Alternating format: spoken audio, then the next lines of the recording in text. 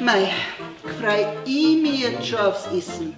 Endlich einmal wieder ins Wirtshaus gehen und nicht alles selber kochen. Ja, das wird gut. Schau, kommen schon daher. Oh, schaut das gut aus. Gut. Sag, Na, nix oberlaufen, gell? wieso nicht so lange? Du musst doch ein Stück angelangen beim Essen. Nein, das machen alles wir. Also, So.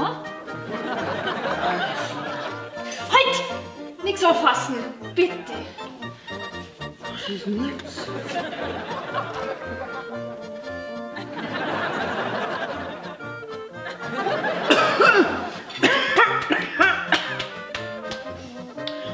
Oh, also das habe ich mir vielleicht schon ein bisschen anders vorgestellt. Ja, ich schon auch.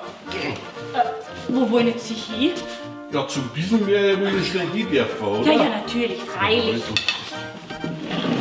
Also, was wäre jetzt das? Ja, so ist es einfach. Sie dürfen da herin gar nichts angelangen. Stopp!